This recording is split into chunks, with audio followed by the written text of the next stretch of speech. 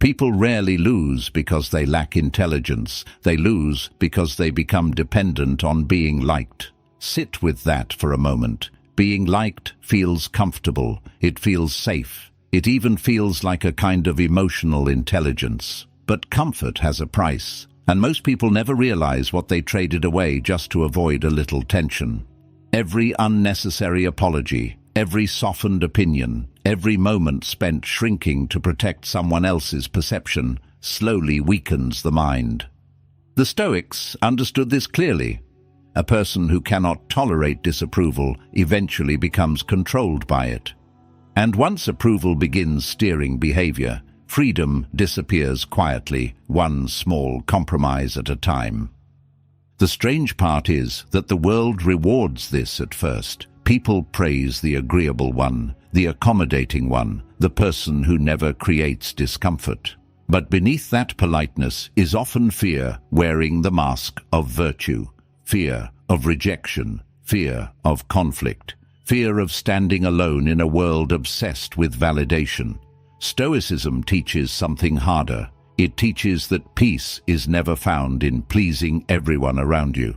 Peace is found in mastering yourself, in staying steady when emotions rise, in speaking carefully without needing applause, in understanding that calmness carries more weight than performance ever will. This is how people lose themselves without noticing. They say yes when they mean no. They explain simple decisions as if they were asking for permission. They become so focused on managing reactions that they stop hearing their own mind clearly, until the need for acceptance grows louder than the need for truth. What follows are 7 Stoic lessons for reversing that slow surrender, for trading the exhausting need to be liked for the quiet authority of being respected. None of them require you to become harsh, cold, or arrogant. They only ask you to stop abandoning yourself. Before any of that, one distinction has to be clear because it sits underneath everything else. A great deal of what people call niceness is not driven by compassion at all. It is driven by fear. Fear of conflict, fear of rejection, fear of standing alone after saying something honest. This does not make kindness a weakness. Real kindness actually requires discipline because it comes from choice rather than from emotional need. But performative agreeableness usually comes from self-protection. People say yes because no creates anxiety. They avoid honesty because honesty creates tension. They become endlessly accommodating because disapproval feels unbearable. Over time, that pattern quietly destroys clarity, and resentment builds underneath the forced politeness until a person can no longer tell whether their behavior reflects genuine character or simply emotional survival.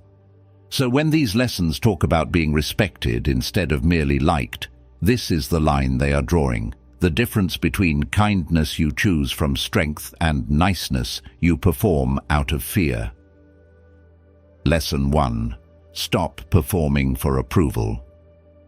Approval is one of the quietest addictions a person can develop because the world rewards it constantly. The need to be accepted rarely announces itself. It hides inside ordinary behavior. It appears in the hesitation before an honest opinion, in the nervous smile after a serious statement, in the instinct to soften the truth so that nobody feels uncomfortable.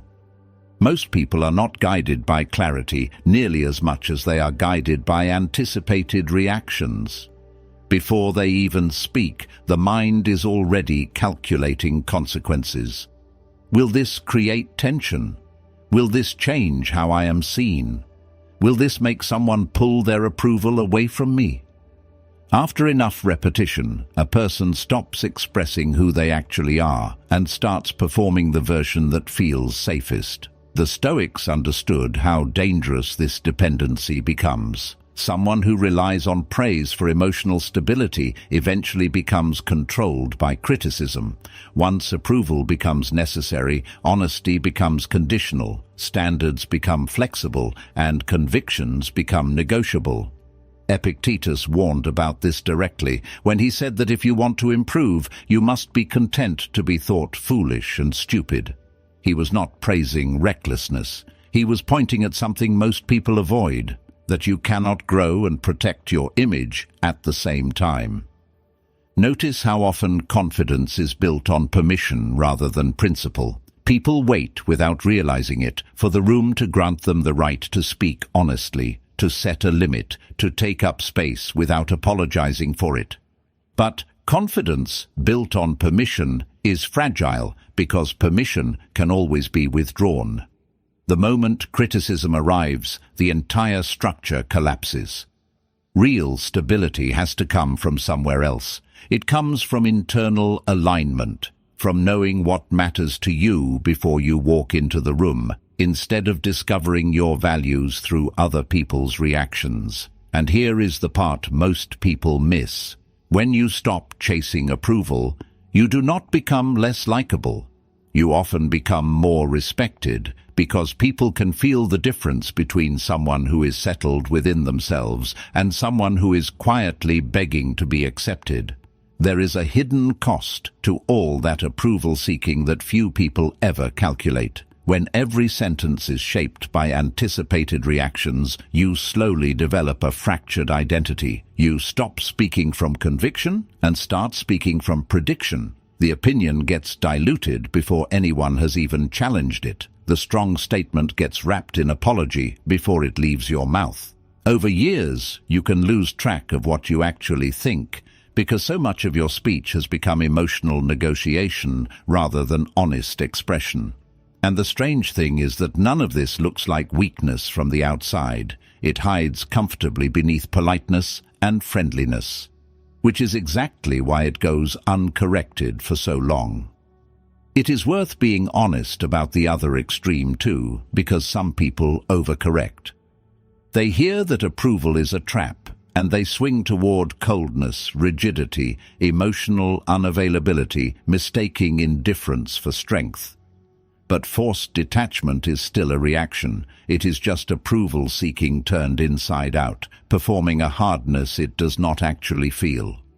Real steadiness is quieter than that. It allows warmth without dependency and kindness without self-abandonment. You can listen openly, disagree calmly, and stay genuinely warm, all while keeping your own clarity intact. The goal was never to stop caring what anyone thinks. It was to stop needing their agreement in order to feel like yourself. Lesson 2. Stop treating tension as an emergency. Discomfort is not always a signal to retreat. Sometimes discomfort is simply exposure to the truth without distraction. The moment silence enters a conversation, most people rush to fill it because silence forces awareness. It removes the performance. It removes the momentum. Suddenly, every insecurity becomes visible on the inside. That is why people laugh too quickly after making a serious point, and why they keep repeating an explanation even after they have clearly been understood. They are not always speaking for clarity. Often they are speaking to escape tension, and the more a person fears that tension, the easier they become to control. You can see this in the smallest moments. Someone receives mild criticism and immediately starts defending intentions nobody questioned. Someone notices disapproval on another person's face and softens every sentence that follows. Another apologizes simply because the air became slightly uncomfortable for a few seconds. None of these reactions look dramatic from the outside, yet they reveal something important. The nervous system is reading tension as danger, even when no real threat exists. That is why genuine composure has become so rare. Composure asks you to stay present without scrambling to protect yourself from every uncomfortable moment. Calm people understand that not every silence requires rescue. Not every disagreement requires immediate resolution. Not every raised eyebrow deserves an explanation. There is a quiet strength in letting a moment breathe instead of rushing to manage how it looks. And strangely, people tend to respect that restraint far more than they respect constant reassurance. When someone speaks carefully, pauses naturally, and stays steady under subtle pressure, the emotional atmosphere of the room changes. Others become more attentive. The words start to carry more weight. This happens because composure communicates internal order. It quietly signals that the person is thinking before reacting, rather than reacting before thinking. That difference seems small, but socially it changes everything. Most people never realize how much energy quietly disappears into managing perception. Entire conversations turn into exercises in avoiding misunderstanding instead of communicating honestly. They over-explain harmless decisions. They water down a strong opinion before anyone even pushes back. They speak as if every exchange were a delicate negotiation that could collapse at any second. Picture a meeting where someone makes a perfectly reasonable point, then watches a single skeptical expression and immediately begins walking it back, adding qualifications nobody asked for, softening it until the original thought has nearly vanished. The point was sound. What weakened it was the visible scramble to keep everyone comfortable.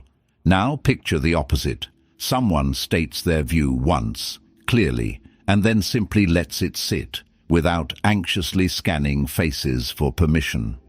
They are not being cold or combative.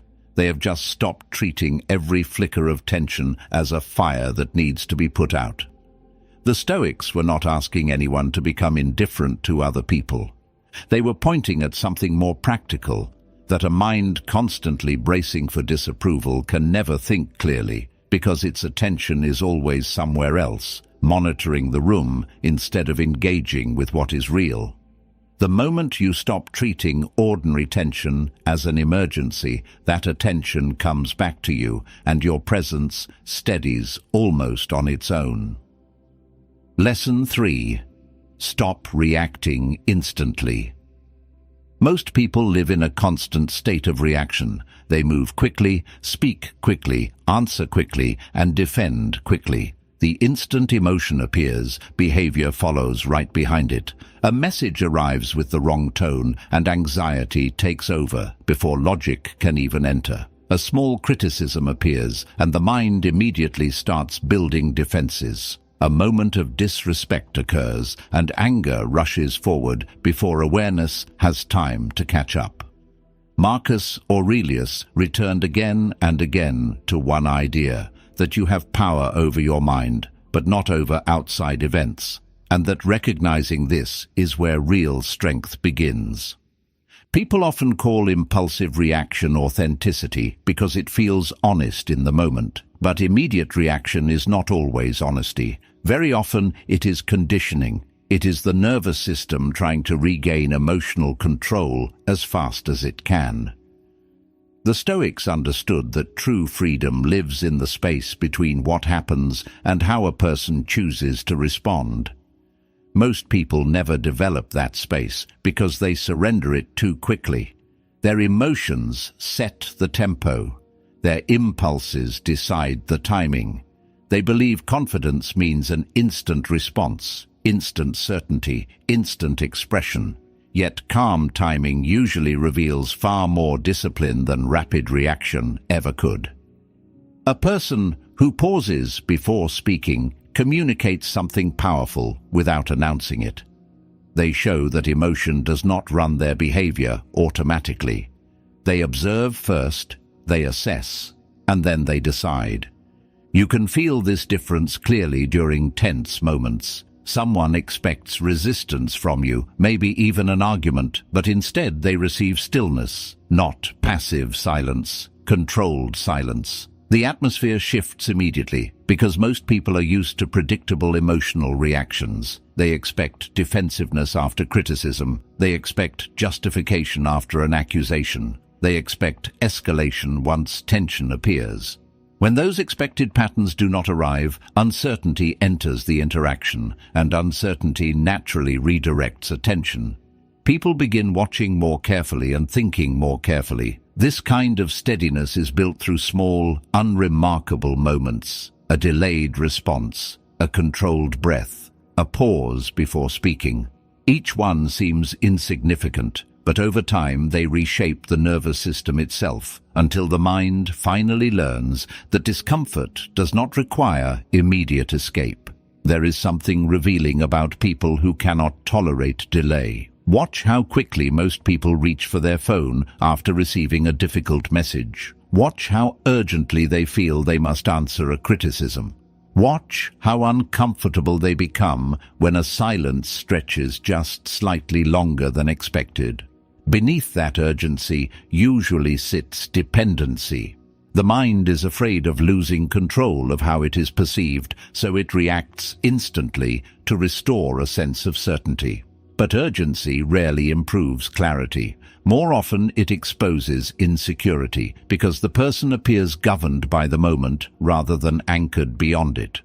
Consider someone like Mark, who fires off a long, heated reply the instant a co-worker questions his work, and a calmer colleague who reads the same message, sets the phone down, and responds an hour later with 2 measured sentences. The second response almost always lands with more authority, not because it was clever, but because it was not driven by panic. Over time, this gap shapes how people are seen. The one who reacts impulsively one day and calmly the next becomes associated with volatility, and others quietly grow cautious around that unpredictability. The one whose reactions stay measured becomes someone people trust, because trust is built on consistency, not intensity. Slowing down does not mean becoming passive, and it does not mean tolerating disrespect. A steady sentence delivered without visible agitation often carries more force than an angry speech ever could, precisely because the calm makes it impossible to dismiss as mere emotion. Lesson 4. Stop confusing endless availability with kindness. One of the quietest ways people lose themselves is through the inability to set limits without guilt. They keep giving attention long after respect has disappeared. They keep offering patience long after that patience has stopped creating anything meaningful. Modern culture often dresses this up as virtue. Endless availability gets confused with kindness. Unlimited tolerance gets confused with maturity. People are taught that good individuals should always understand, always forgive, always remain accessible no matter how draining it becomes. But eventually, something begins to fracture. Not loudly, quietly. A person starts feeling exhausted around the very people they once cared about.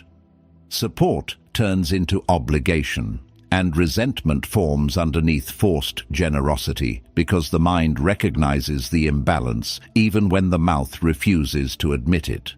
Seneca captured this when he wrote that no man is more unhappy than the one who never faces adversity, because he is never permitted to prove himself. Real discipline is not endless self-sacrifice. It is knowing the point where compassion quietly turns into self-abandonment. You can see the pattern everywhere once you become aware of it. Someone repeatedly ignores a boundary, yet the other person keeps explaining, forgiving, and accommodating because confrontation feels uncomfortable. Another constantly takes emotional energy without offering anything in return, yet their access stays unlimited because withdrawing it feels too harsh. Gradually, the relationship loses its balance because endless tolerance removes consequence, and human nature rarely values what appears to be permanently available. This is why boundaries matter, not as a way to punish people, but as a way to protect your inner order from unnecessary erosion. Calm people understand that boundaries are not emotional walls. They are filters. They decide where attention flows and where it stops. There is a real difference between kindness rooted in strength and kindness rooted in fear. Fear-based kindness avoids boundaries because it depends on keeping approval, so the person keeps sacrificing themselves to preserve acceptance. Strength-based kindness stays warm without becoming self-destructive because it understands that care does not require unlimited access. And often the people who react most strongly against a boundary were the ones benefiting most from its absence. The work is rarely dramatic. Emotionally disciplined people adjust access quietly. They stop overextending. They become more intentional with their time and energy. No speeches, no hostility, just awareness guiding behavior until attention is something earned rather than simply expected. What makes this difficult is that many people associate boundaries with aggression. They imagine that setting a limit requires confrontation, an emotional speech, or some dramatic separation. In reality, emotionally disciplined people rarely raise their voice about it at all. They simply stop overextending. They reduce the unnecessary engagement. They become more deliberate about where their time and energy go, and the message arrives clearly without a single harsh word. There is a deeper reason this matters so much. A person who cannot protect their emotional energy eventually loses clarity in every part of their life. Constant emotional exhaustion shortens patience, weakens judgment, and raises irritability beneath the surface. Many people believe they are overwhelmed by life itself, when they are actually overwhelmed by unrestricted access, too many draining interactions, too much emotional labor performed out of obligation rather than genuine care. Think of someone like Sarah, who answers every call, absorbs every crisis, and says yes to every request, then wonders why she feels resentful and depleted around people she genuinely loves. Nothing in her life is dramatically wrong. She has simply left every door open, and the constant traffic has worn her down. Protecting your energy is not selfishness. It is maintenance of the only mind you have to live in. And once you accept that, boundaries stop feeling like rejection of other people and start feeling like loyalty to yourself. Lesson 5. Stop over-explaining yourself. Even after a person learns to set boundaries, many stay trapped by one final habit: the constant need to explain themselves completely. The need to clarify every decision, justify every action, and resolve every misunderstanding before discomfort has any time to settle. It sounds reasonable on the surface because clarity seems responsible. People tell themselves they are simply communicating openly, but beneath excessive explanation there is usually something deeper. The fear of being judged unfairly, the fear of disappointing someone, the fear of losing approval because another person read your actions the wrong way. Once that fear takes over, speech stops being intentional and starts becoming defensive. Words begin serving emotional protection instead of honest communication.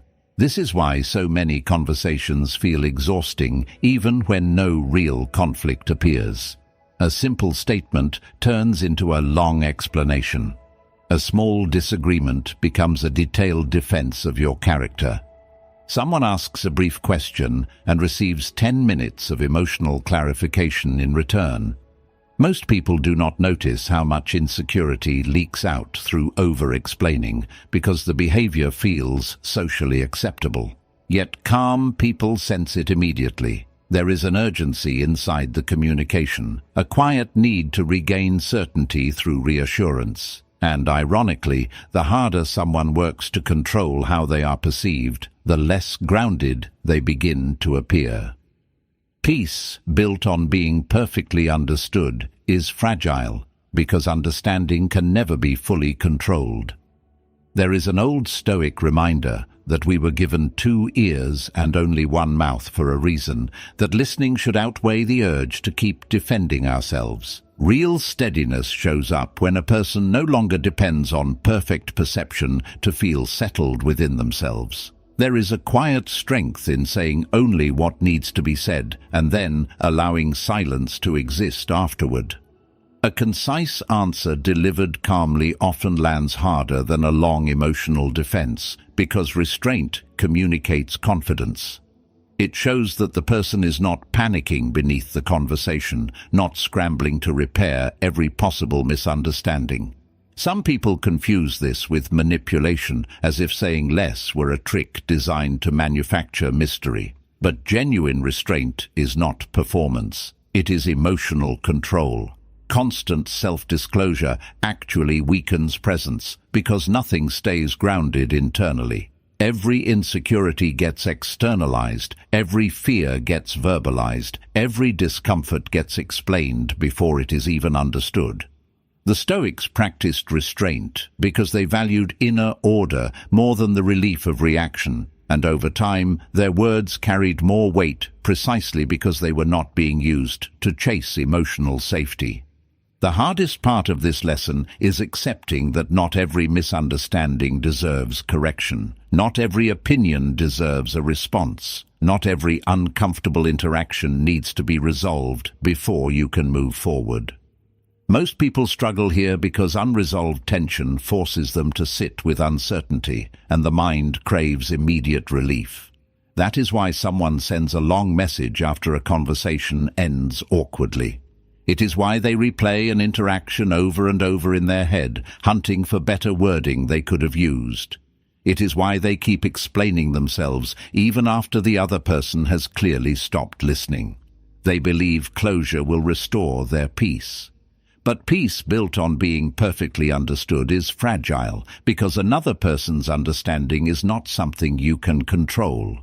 You can offer your words clearly and honestly, and then you have to let them land, however they land.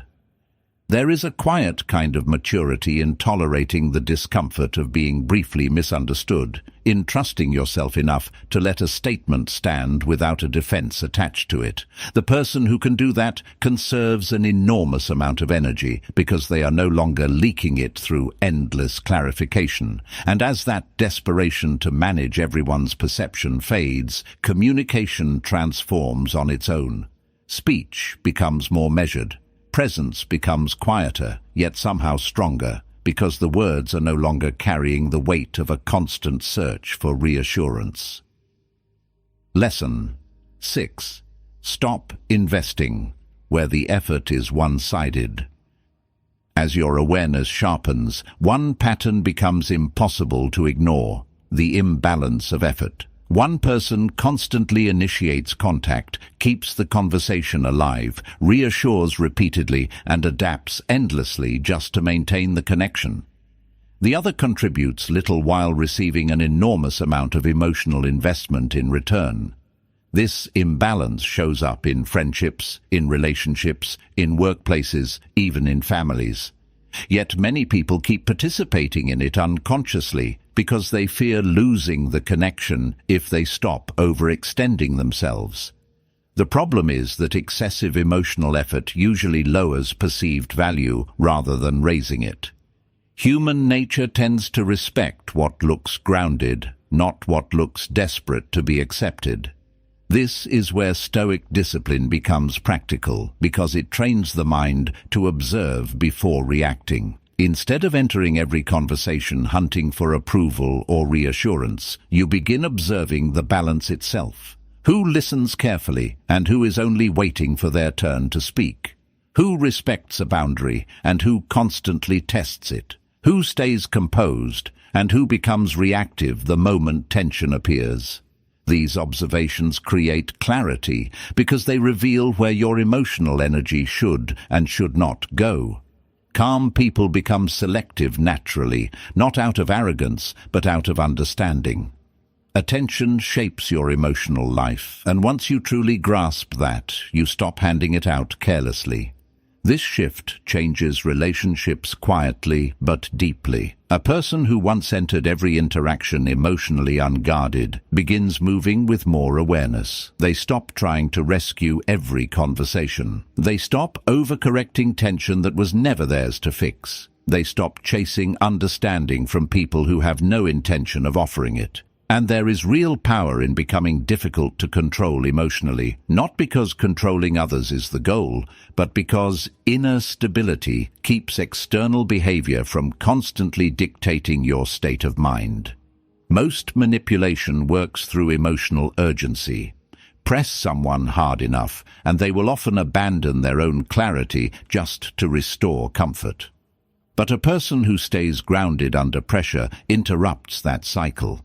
They keep the space between stimulus and reaction intact, and that space protects their judgment, their identity, and, ultimately, their peace. Once you start watching for it, the way effort signals positioning becomes obvious. The person who constantly seeks reassurance almost always gives away their leverage first. They explain too much. They adjust too quickly. They work harder than anyone else to keep the interaction emotionally comfortable. And the one who invests that much energy usually becomes dependent on how the conversation turns out, while the calmer person stays centered regardless of how it unfolds. Beneath the surface words of any interaction, there is another layer quietly shifting, a constant exchange of emotional positioning that most people never consciously notice. But once your awareness sharpens, the small tells become visible everywhere. One person interrupts constantly because they need to feel in control. Another apologizes before speaking because they are afraid to take up space. Someone laughs after every serious sentence because tension makes them uncomfortable. Another keeps over-explaining minor details because silence creates anxiety in them.